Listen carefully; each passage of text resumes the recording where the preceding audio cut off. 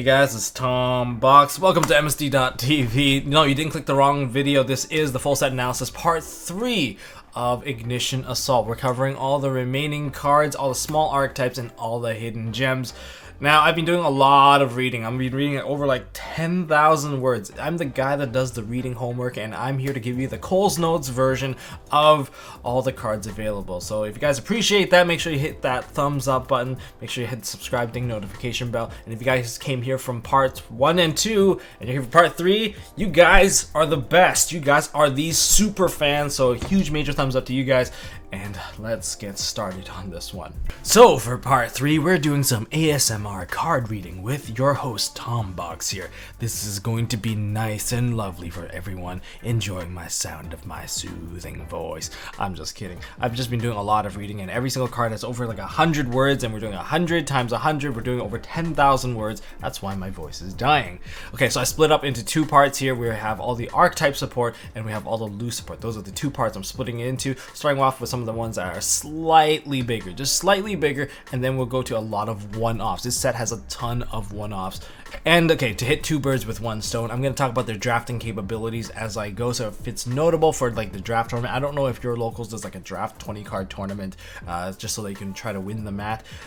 I'll talk about that anyway. Each set is kind of based off of drafting anyway within themselves, and that's why a lot of these cards, you can kind of define a meta. Okay, let's start off with Karakuri, Sky Striker, and Time Thieves. These are the minor archetypes that are getting a couple of cards, and then we have a bunch of one-shot support for like 11 other archetypes. They could be major, they could be small, and some of them are just like, hey, we're still around, maybe we'll get additional support later on. So starting off with Karakuri, I'm gonna see if I can do 20 seconds per card so I don't draw out this entire video, as I am quite tired already. Starting with the Karakuri lineup, we have 5 cards here, 2 monsters, 1 extra deck monster, 1 spell, and 1 trap. Most of the stuff is focused on special summoning and changing your battle position as a quick effect. The first monster is the Monk, model number 9763, which is Kuna Musan. Kuna Musan is a free special summon for the most part. As long as you control Karakuri, target that monster, change its battle position. You're locked into summoning out only Earth Machine monsters out of your extra deck for the rest of the turn, and you get the special summon out this card as a tuner. And like most Karakuri, if you attack it, changes battle position, and if it's an attack position, you have to attack. That's the Karakuri gimmick that's always been there, and that's basically this monster. Free tuner, that's a level 5. It's a machine, but you can't use it into Cyber Dragon Nova because you're locked into Earth now. And then there is the Toad. This one's kind of interesting because I haven't really seen like a Toad rank, but whatever. Like, you know how they're always like ranked up for like a class of something. Model number 4624. This is Shirokunishi. And I guess it just has a quick effect in the graveyard where you can just banish this card from your graveyard and target a Karakuri monster and change its battle position. This is a level 1, and being a level 1 and having less than 500 attack, you can machine dupe this card. So you can just spam out a bunch of monsters and use that to your advantage. Next, we have the Synchro Karakuri Daigonen, model number I guess 00X. This is Burebu. You have Buredo, Bure, and the Burebu. Each of these synchro monsters have some sort of summoning mechanic attached to it. Whenever this card is synchro summoned, it automatically refunds you one of your Karakuri monsters because you get to summon out a Karakuri monster from your deck, continuing your combo, making OTKs much more possible. It also has I believe a trigger effect if a battle position of a face of Karakuri monster is changed, except during damage step, because they always change. But anyways, if they change, target 1 card your opponent controls and banish it. Now that is OPT, but it is OPT per copy. So if you have multiple copies, you can potentially just get a bunch of banishing right off the bat. This is a 3k beat stick. If you are capable of summoning out this monster, this one is pretty viable in the sneak. And let me just go into like the sneak stuff as well in terms of like drafting.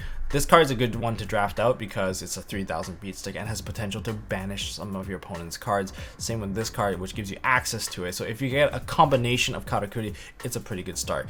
Generally, if you get a bunch of archetypes kind of bunched up together and you have some level of synergy, you don't have to have a full package of synergy, just some synergy, you can still win the draft. But secret rares typically help out a little bit more than usual.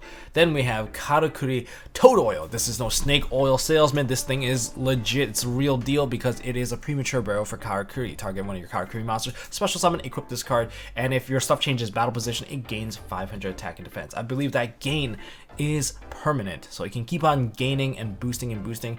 And this card activation, of course, once per turn. Of course, not limiting stuff to once per turn is just crazy. Can you imagine if you just played a bunch of these and just revived the full graveyard? Now note that you can technically revive some of your bigger dudes, including your Daigomen, so there's that going for it. And this isn't like premature burial where if you pop this, the guy dies.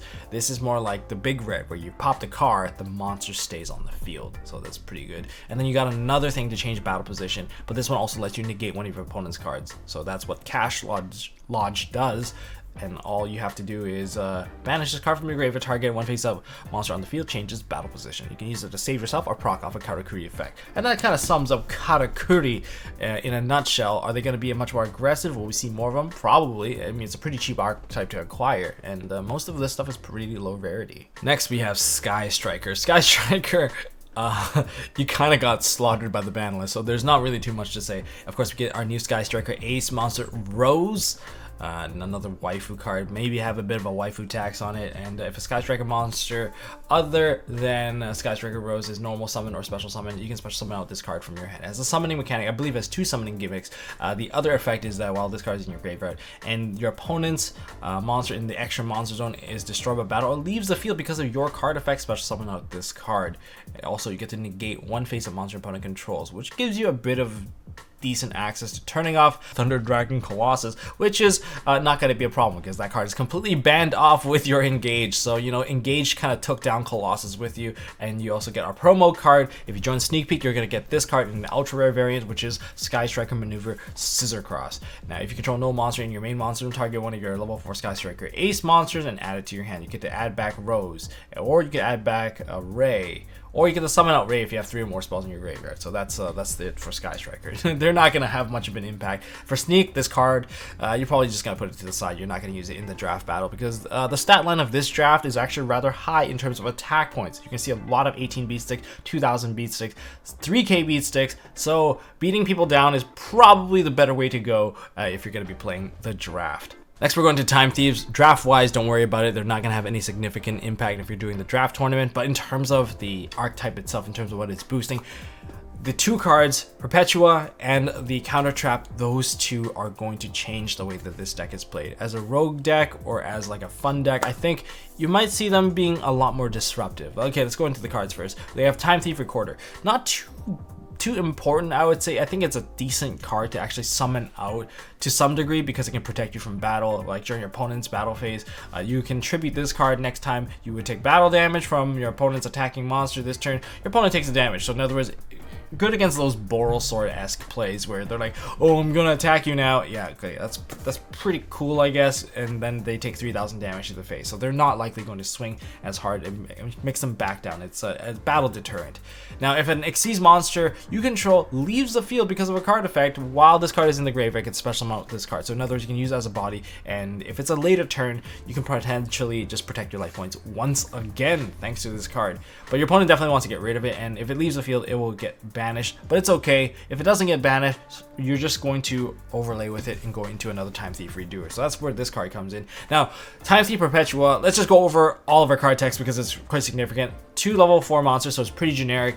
And during the standby phase, detach 1 material from this card, then target a Time Thief monster in the graveyard, except for Perpetua, special summon it. So you can summon back out Redoer. If your Redoer is dead, you can summon back out, say, a Time Thief Winder and get yourself an additional search. So when you detach a material, you get a special summon and you get a search, so that's a +2. But the other crazy effect is that you can target another Xyz monster you control and attach a Time Thief card from your deck as a material. So you're guaranteed to put a trap. Putting a trap onto your Time Thief Redoer was a bit more difficult. Now it's consistent, and you have a trap that you do want to run. You have the counter trap, so I'm not sure if you want to burn all your counter traps on this, but it makes it so that you can have a Ryza-esque disruption against your opponent where you can spin one of their cards back to the top of the deck.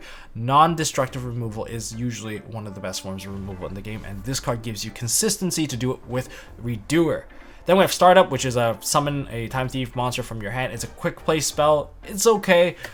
Maybe you can surprise your opponent with the Recorder. But aside from the Recorder, in the later game, you can banish this card and then attach 3 Time Thief cards onto a Time Thief Xyz monster. And that will give them like all the effects for your Redoer. That's just how it is, I suppose. And next up, we have finally the Time Thief Retrograde. It's a Dark Bribe, only negates the spells and traps, but it is a counter trap, so you can stop someone's like Solemn Judgment and stuff along those lines. And if you stop a Solemn Judgment, oh my god, that is a major win, because now you can even get rid of one of your opponent's monsters. That's a pretty big deal. Now, it negates the activation, and if you do, attach that card to a Time Thief Xyz monster you control. In other words, this automatically implies you have to have a Time Thief Xyz monster. It's not an optional effect to attach it. But if your monster is removed from the field during that chain, some way or form, it is like a spell speed 3 chain after all, and removing a monster in a spell speed 3 chain is not that easy. Then you will still get to negate the activation, but you won't be able to attach as long as this card has already activated. So I might do like a ruling thing about this particular card just to confirm this with you guys, so that you guys are like, oh, just use it as whatever. No, that's not the case. Anyways, that's Time Thieves. Pretty big changes, pretty significant. People are gonna spam a lot of level 4 monsters coming up. Okay, man, I seem to really suck at this 20-second per card. Slow play warning, Tombox. Here we go. Let's do the one-shots. We have the Abominable Unchained Soul. Pretty big deal for the Unchained archetype. And as for the draft, this is like one of the big winner cards. If you have this card in your draft deck, you will crush your opponent. It's a 3KB stick, and you get the pop cards, and you get to discard a card to destroy a card on the field. During the end phase, if this card is destroyed, because it was on the field this turn sent there, you can special summon this card, but place at the bottom of the deck when it leaves the field. In other words, it's just a really powerful monster that's a little bit sticky as well. Next, we have Marincess Pascalis. This is your Marauding Captain. This is something that they really needed for a very long time. I thought that was going to come out in the previous set. Apparently not. So normal or special summon, you get to summon out a Marincess monster from your hand in defense position, giving you the additional body to manipulate. You can quite easily maybe go into like some of the bigger combo plays, and during the main phase, except for the turn they were sent to the graveyard, you can banish this card and add back one of your Marincess spell and trap. You can retrieve your field spell, you can retrieve Marincess Waves, which gives you additional negation and protection. That's what she's for. Then you have a minor support here. We have Ghost Trick Fairy. Lets you okay, so you get to actually retrieve some of your Ghost Trick cards and set them back onto the field. Yeah, very insignificant for this particular format. I don't know why it's here. Maybe we'll see more Ghost Trick stuff later on. Then we have Chronomaly Tuspa Rocket. Unfortunately, we don't have any Number Xyz monster available, so you're not going to be able to use this card's effect. But if this card is attached to a Number Xyz monster, well, you get to do 2 attacks. If this card's normal or special summon, send a Chronomaly monster from your deck or extra deck to the graveyard. That's the gist of this one. But can you imagine this card with Utopia, with like Utopia double? I get a little bit like anxious about that, like a double attacking 5k beat stick. Quite scary. Then we have Witchcrafter Jenny. Okay, so like most Witchcrafter, you contribute this card and discard 1 card, special summon another Witchcrafter. But this one lets you activate some of your Witchcrafter spells from the graveyard when you banish her. So that's her, I guess that's her real effect as a part of the archetype. Next, we have Utgarda, the Generator of Delusion. Major win for the Generator bosses. This is part 1 of their series of finally gaining some respect. This is a rock-based archetype. You can Brotar this, you can add Nibiru into your hand because it's a light rock of all things. Why not? Why not just give them a Nibiru? Okay, that's pretty cool. And you can, of course, control 1, tribute 2 Generator monsters, including the tokens, or rock monsters, and then target a card on the field. You get to banish it. It's a quick effect banish that can happen during either player's turn, making it one of the scariest cards available. And I would put this in the deck if I have the opportunity, just for the 22 beat stick, because beating the 2k line is very important. But otherwise, you probably want this effect to go off instead, and you're not likely to get the effect off. So if you have a better option, don't run this in the draft. And speaking of draft, you probably want to put a Pascalis because that's a 2000 booty. Next, we're going into some of our spell cards. Spell cards, we have Condolence Puppet for gimmick puppets. I believe you can send a gimmick puppet with a different name from your deck to your graveyard up to the number of monsters your opponent special summoned from their extra deck +1. So you're guaranteed 1 at the very least. And you can banish this card from your graveyard. Target a machine exceeds monster you control. It cannot be destroyed by your opponent's card effect, keeping your gimmick puppet exceeds alive. Then there's Ghost Meets Girl. This is the second Ghost Meets Girl card. This is a Mayakashi story, not a Shiranui story. So it seems like they're kind of correlated at some point. Again, any Ghost Meets Girl card is somewhat zombie related. This one's related to zombie synchros. Target a zombie synchro. You control special summon one of your zombie monsters with the same attribute that is banished or in your graveyard, but banished the special summon monster during the end phase. Okay, and for the rest of the turn, you resolve you cannot special summon stuff but zombies. So this is a zombie support card, mainly towards Mayakashi, because Mayakashi works like that. Or you can even try Shiranui. Shiranui can also work with this one as well. Heraldry Charge. This one, tribute 1 monster as a cost. Special summon out 2 heraldic beasts from your deck, and you're locked into summoning out only psychic and machine monsters for the rest of the turn out of your extra deck. So it's okay, I guess. It's decent. You can tribute a Sangan, add a card, so maybe it becomes a bit more free. You gotta find something that you can send to the graveyard that gives you some level of benefit. Or you can pair this card with Lair of Darkness so that you can tribute your opponent's monster and summon 2 of your own, which kind of gives you a +2 to some degree. I don't know, I'm just kind of giving you guys some crazy ideas. And then there's Dragon Maid Send Off. I believe this card has already been released because it was part of the special ed. So Dragon Maid monsters, you get to retrieve one from your hand, special summon another, and Dragon Maid special summon monsters cannot be destroyed by battle card effect until the end of the next turn. Okay, cool. That's about it for Dragon Maid. So you got Dragon Maid, Heraldry, Gimmick Puppet. Seems like a lot of the guys from Zexal are getting a little bit of support here. And Inverted Code Talker. Congratulations, Code Talkers. You get to U-board us now because you have Inverted Code Talker. This was the missing arrow that you needed to kind of get the full U, so you can... I'm not sure if it's even that great anymore. After Master Rule change, it's not going to be as effective, but if this card is Link Summoned, you can special summon a Cyberse monster from your hand to the zone this card points to. This effectively going to give you the body that you need to create the U-board. And that covers all of our Archetype support. My eyes are dying, so make sure you guys hit that like button, hit the subscribe, and ding that notification bell to join the Shiny Black Sea Notification Squatter. That's right, I planned that one out just so I can segue into the loose card support. So we have Shiny Black Sea Squatter, which is the level 4 vanilla insect with 2000 attack. So it seems like we finally got this one here. I think every single typing has it. Does Reptile have theirs? I don't think Reptile has theirs yet. Maybe we'll see one in the future. I believe every single typing should have their own 2K beatstick. We're beyond the Gemini Elf era. No one deserves a 19 vanilla. We need 2000 beatsticks. This will let your giant ballpark play to go through, because I think that's one of the things that you do with this card. Anyways, moving on in terms of the draft. This card is amazing because it's 2K beatstick, just requiring 1 summon. Normal summons are very key to winning at these drafts. Next, we have Ibsella Lutea. This card is very mean if you play a lot of floodgates, and by default, it cannot be destroyed by battle only if you control another monster. But if you floodgate your opponent down to the point where they can't use Twin Twister, can't use Cosmic Cyclone, MST, Nightmare Phoenix, Tornado Dragon, and you have some of the meanest floodgates in the back, this card is going to be very, very annoying. Now, it's not that it's a good card on its own. It's kind of weird because it's in that position where there's nothing bad about it, but there's also nothing too significantly important about it. So there's that. It's there. It's cool. It's level 4. Doesn't have a special summoning condition. If it did have a special summoning condition, this card would easily be one of the most amazing cards available.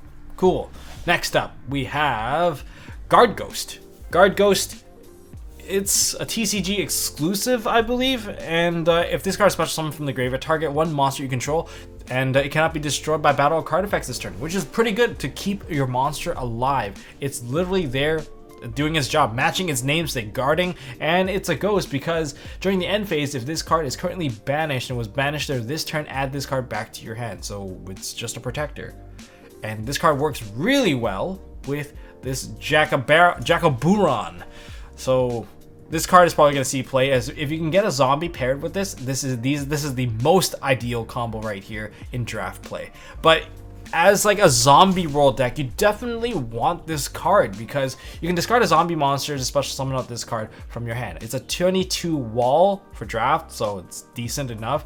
But during your opponent's main phase, you can target a zombie monster in either graveyard, special summon it to your field, then banish this card until the end phase. Also, with the banish a special summon monster when it leaves the field. You can use this to wreck your opponent's graveyard, steal your opponent's monster if you have zombie world.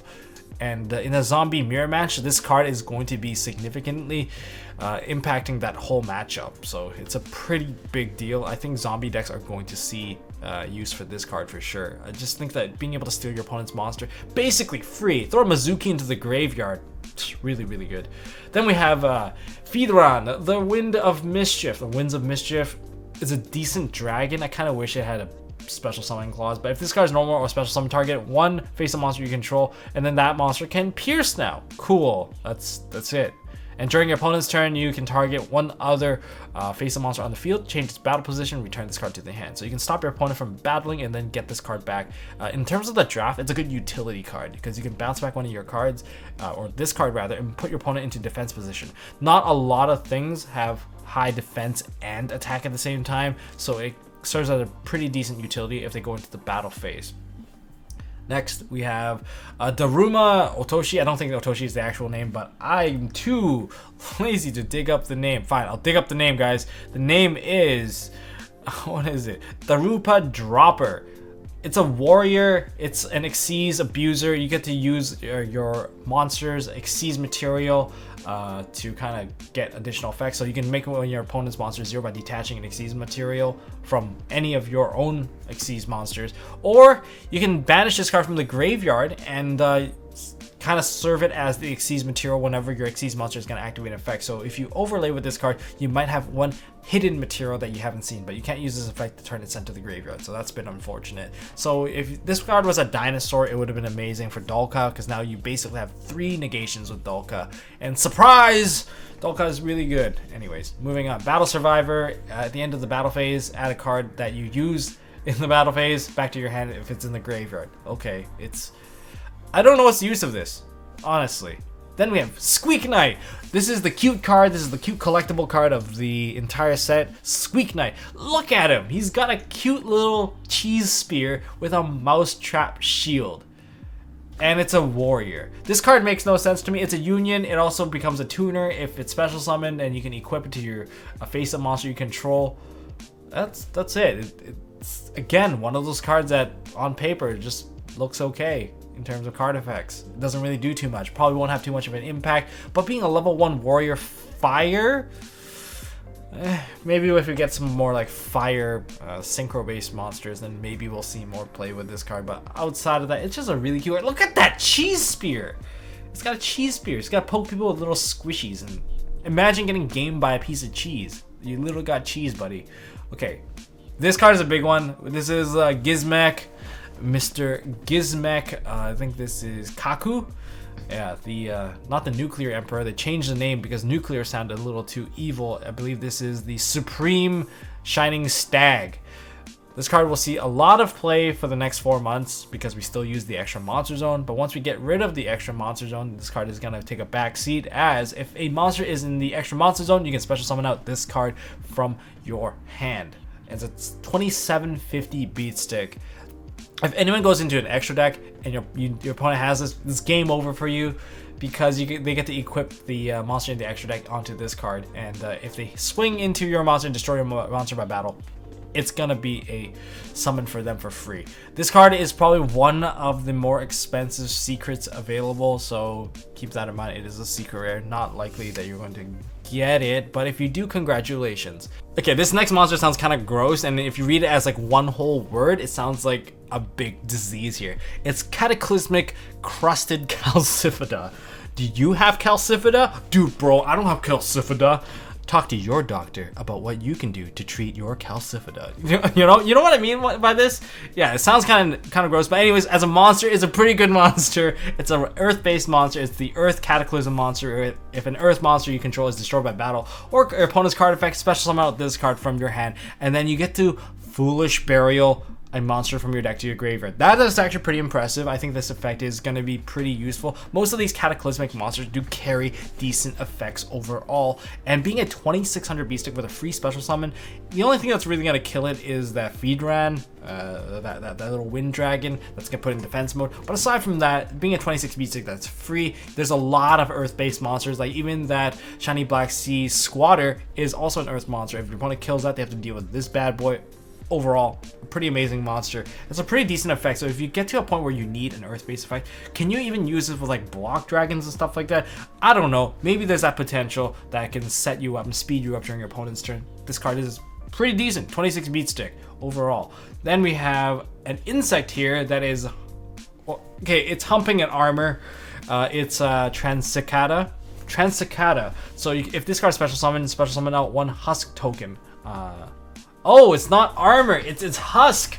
My bad. This is some Shedinja stuff going on here, and I guess you get to use that token, and you cannot special summon monsters from the extra deck except insect monsters. Okay, that's only while that token is still in the monster zone. Unfortunately, because it is an earth monster, this is a tuner. You can't really get into the underground arachnid, which would actually be a pretty amazing one card summon for that card if this was the case. But this card is not dark unless you play Lair of Darkness to change it. Then you get the arachnid, then you can absorb your opponent's monster. Okay, maybe that's a strategy available for that. But aside from that, since you locked yourself into insect while the token's there, let me know what options you have down in the description below. Then we have the TCG exclusive number 00, which is not 10,000 dragon. We have Annihilator Archfiend. So Annihilator Archfiend, you can target one card you control and one card your opponent controls, destroy them, and if you destroyed a face-up fiend monster by this effect, this card gains attack equal to half the fiend's monster's original attack until the end of this turn. So it's meant to kind of target other stuff, but it can obviously pop itself because it doesn't say you cannot target yourself. You just don't get the attack boost, I think. Yeah. Oh well. It's a decent card. Level 9 again, of course, this whole set is about boosting level 9. Then we have Cupid Serve, part of the whole level manipulation type monsters. Not going to be too relevant, but it does make itself immune to monster effect levels, similar to Cleaforts. If it's equal to or lower, then it's not affected by those level of monsters. Cool. Then we have Obsessive Oovaloop, which is a tuner camel of sorts. And if this card's in your hand and you can target one of your synchro monster you control, banish it, and you can special summon out this card. In other words, this card is a bit of a synchro hater, likes to get rid of your synchro cards to add it back to your hand or special summon itself. It's also a level 4 fiend tuner. It's a fiend, and it's 18 wall as well, so that's another defensive option. It's kind of a baseline. And finally, last monster we're talking about for the main deck, we have Arcjet Lightcrafter. If you control no monsters, you can special summon out this card. This is a bit of a machine support, and you can summon out Dyson Sphere because I guess that's what it does. Summon out the Dyson Sphere. And was this actually part of one of those guys' decks in Zexal? I think it might be. It might be one of those, and it can target one of your level 8 or lower machine monster in the graveyard, special summon it whenever this card's normal or special, and that monster becomes level 9. Yes, again, Dyson Sphere access right here. Alright, almost there, guys. Started off with Lightning Storm, the most sought after card in this entire set. Probably want a play set of it just to make sure that you have this for your side deck or your main deck or whatever deck that you want, just to deal with some Subterra stuff, some perhaps Altergeist stuff. Hitting Altergeist with this is pretty magnificent because they don't really have a counter trap, so they have to hard draw a Solemn card. The problem is, if you have two of these Lightning Storms and they Solemn the first one, you can Lightning Storm them again because it says you can only activate one Lightning Storm per turn. If the activation gets negated, it doesn't count as you having activated one. Yeah, have fun, guys. Enjoy that ruling because that's going to blow a lot of people out of the water for playing control decks. Cool. Anyways, you can use this as a Lightning Vortex. Basically destroy all attack position monster, which I would say most people will not use in most cases. Most people are going to use the destroy all spell and trap card your opponent controls. Feather Duster, baby. Why don't you just give us one Feather Duster? I think we can actually have Feather Duster back in the ban list now if this card's around. Why not? Get rid of this card, give us Feather Duster. Next we have Kuchikiri Amulet. You should pick up a playset because it's your level 9 trade-in, and yeah, that's it. Level 9 trade-in. Future-proof all your level 9 so that you have a draw engine for your level 9 decks. Disposable learning device, against 200 attack for each monster in the graveyard, and it's able to reuse itself once. If it's sent to the graveyard, you get to reset it back onto the field, but it leaves the field, it gets banished. So cool. Next one. We have Execution of the Contracted. If you tribute the monster that's equipped, you get to destroy one of your opponent's monster and reveal a ritual monster in your hand, and then the equipped monster becomes that level, helping you with ritual summoning costs. Next, we have Double-Edged Sword. This is a 2000 attack boost, pretty big deal. That's why I'm saying like 2000 is such a, like, defense isn't gonna work in this draft, guys. This is another card that you definitely want in your draft deck because it's so powerful. Now the equipped monster gets 2000 attack, but both players take any battle damage involving the equipped monster. Now if you take 2000 or more battle damage, send this card to the graveyard. In other words, if you attack directly with this card, the sword will break. Well, that summarizes all the spells. Let's go into the traps before we go to the extra deck monsters. For trap-wise, Armory Call. Useful for the sneak for sure, because you get to equip something like this card onto your monster so that your opponent takes a big L upon swinging. Pretty cool. And this card I do want to talk about. I think there's a lot of hidden potential for this card, especially if you're playing an anti-meta deck. Devil's Portrait. Target one face-up monster your opponent controls. Special summon one monster from your deck or extra deck with the same name, but shuffle it back into the deck during the next turn. Also, for the rest of the turn, you resolve you cannot special summon monster from the deck or extra deck. Okay, that's fair. But imagine your opponent's playing Orcus, then you go into Dingirsu. And yeah, they have the Dingirsu out. And you target this card, you summon out your own Dingirsu out of your extra deck, send their Dingirsu to the graveyard, that your Dingirsu goes back into the portrait, and I feel like that's one of the ways to use this particular card. In other words, it can fill up your extra deck with a bunch of actual extra deck monsters that your opponent may run. So if you know what the meta is, you might want to shuffle a couple of copies of those, and if they can't really handle the mirror match, then this card is definitely going to shine in those moments. Next, we have Head Judging. The one thing that I want to do is head judge ABC regionals. Unfortunately, in the end, I couldn't get the regional in BC. We'll try again. We'll keep fighting for it. We'll eventually get it, and hopefully the guys up north doesn't take it away. I know their turnout wasn't very big, like very small, smaller than some of my own tournaments. Smaller than my smallest tournament that I've hosted, so that's a little bit sad, unfortunately. Anyways, back to the card effect. When either player activates a monster effect on the field, you can activate this effect.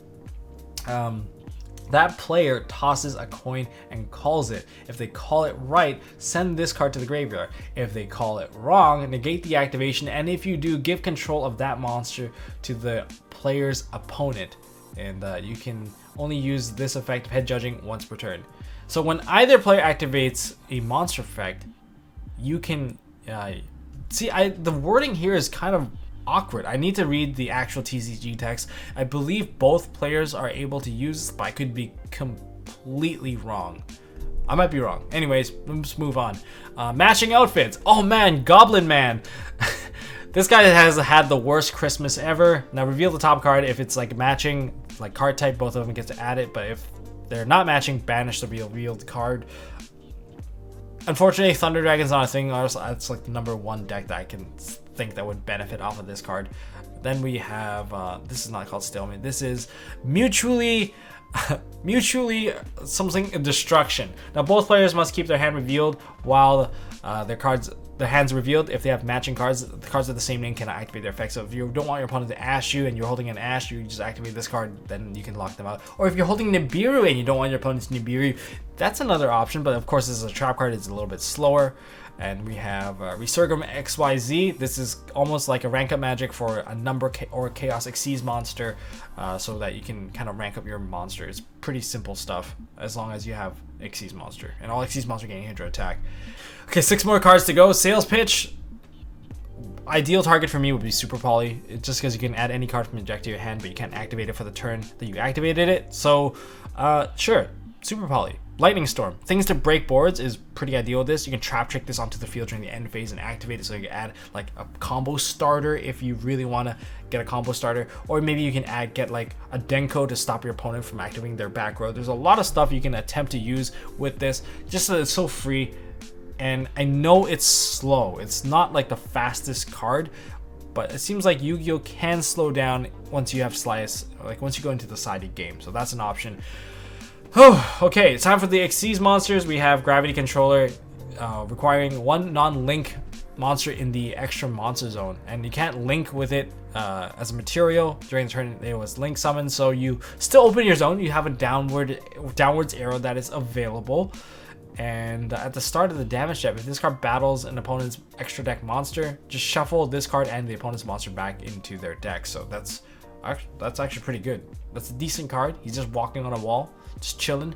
There's Cross Sheep. I don't really need to cover this card too much. It is a generic Link 2, and the most impressive effect is the fusion one. So if you it turns instant fusion into Norden, basically, because you get to revive at one of your level 4 lower monsters. Yeah, just because you have a fusion monster in the arrow, so you turn Thousand Eyes Restrict into a Norden. Yeah, and that gives you access to Boral Sword Dragon. Then we have Asa, the Earth Charmer. Lets you steal one of your opponent's Earth monsters. Earth monsters, are they going to get more popular? Perhaps, but it's good to have all the attributes available. Oh, imagine the time when we get the light and the dark. I'm not sure if they're going to make those, but if they do, I would appreciate that. And we have the token Link monster, which is Bellcat Fighter. I think you can use this one for... well, you could definitely use the token for sure, because you have to use a token, but it requires 3 monsters. But you can kind of use it for U-boarding as well, because it has like the proper U-board arrows. And if you're going to be using a token strategy, that's an option. And when this card destroys an opponent's monster by battle, you summon out a Bellcat token. Can you summon this card in draft? Probably not. In fact, most of these monsters you're not likely going to see. Okay, last card, guys. 9 Lives Cat, TCG exclusive rank 9 monster.